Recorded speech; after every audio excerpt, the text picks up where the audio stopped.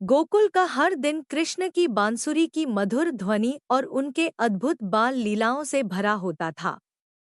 कृष्ण अपनी गायों और सखाओं के साथ यमुना तट पर जाते और वहां बांसुरी बजाते, खेलते और गायों को चराते। यह समय उनके सखाओं और गोकुलवासियों के लिए बेहद आनंददायक होता। लेकिन गोकुल के शांत जीवन को कंस की दुष्टता बार बार चुनौती देती थी। कंस हर बार नए राक्षसों को भेजकर कृष्ण को समाप्त करने की कोशिश करता था। इसी क्रम में उसने कागासुर नामक राक्षस को गोकुल भेजा। एक दिन सुबह सुबह कृष्ण अपनी बांसुरी बजाते हुए गोकुल की गलियों में निकले। उनके पीछे उनके प्रिय सखा सुदामा, मधुमंगल, शुभल, बलराम और अन्य बालक भी चल दिए। उनके साथ गायों का झुंड भी था। गोकुल के घरों से लोग बाहर निकलकर कृष्ण की बांसुरी की धुन का आनंद लेने लगे। जब वे यमुना तट पहुंचे तो कृष्ण ने एक बड़े वृक्ष के नीचे बैठकर बांसुरी बजानी शुरू की। गायें चरने लगीं और सखाओं ने खेलना शुरू कर दिया। हर तरफ आनंद और उत्सव का माहौल था। तभी आकाश में एक विशाल बगुला दिखाई दिया। वह बगुला साधारण पक्षी नहीं था, बल्कि कागासुर नामक राक्षस था। उसने बगुले का रूप धारण कर रखा था और वह कंस के आदेश पर कृष्ण को मारने के लिए गोकुल आया था। वह यमुना तट के पास उतरा और एक बड़े शिला पर बैठ गया। एक सखा ने चिल्लाते हुए कहा, अरे कृष्ण, देखो, वह कितना बड़ा बगुला हमारी ओर आ रहा है। दूसरा सखा बोला, यह तो बहुत भयानक लगता है, हमें यहाँ से भागना चाहिए, यह बगुला हमें खा जाएगा। कृष्ण ने शांत भाव से उस बगुले की ओर देखा और मुस्कुराते हुए कहा, अरे गोकुल के वीरों, इस तरह डरकर भागने की क्या आवश्यकता है? ठहरो, मैं देखता हूँ कि यह कौन है। सखा डर के मारे भागने लगे।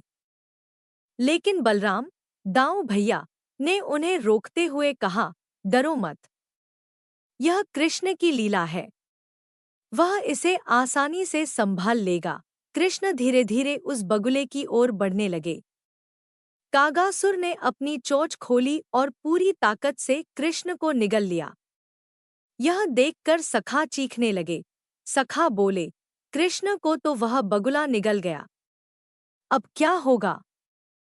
बलराम, शांत स्वर में, डरो मत, यह कृष्ण का खेल है, वह जल्द ही बाहर आ जाएगा।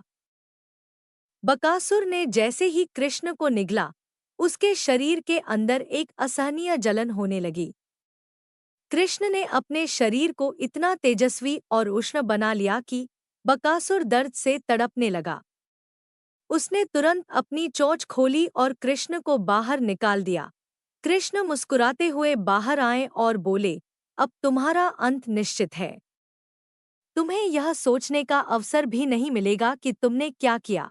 बकासुर ने कृष्ण पर फिर से हमला करने की कोशिश की। उसने अपनी चोंच से कृष्ण को घायल करने का प्रयास किया, लेकिन कृष्ण ने उसकी चोंच को दोनों हाथों से पकड़ लिया।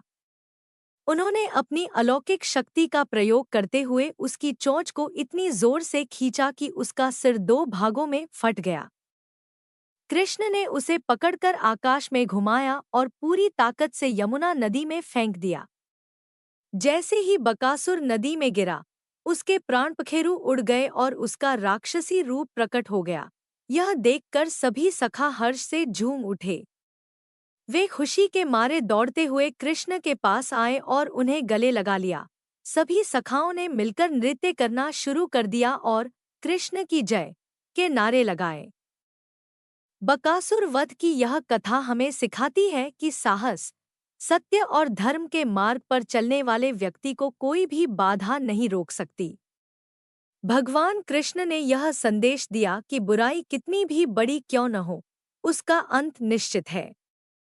सच्चाई और धैर्य के साथ हर विपत्ति का सामना किया जा सकता है। इस प्रकार कागासुर के वध से गोकुलवासी न केवल सुरक्षित हुए, बल्कि यह भी जान गए कि उनका लाला कोई साधारण बालक नहीं, बल्कि स्वयं भगवान का अवतार है। कृपया इस वीडियो को लाइक, सब्सक्राइब और शेयर करना ना भूलें।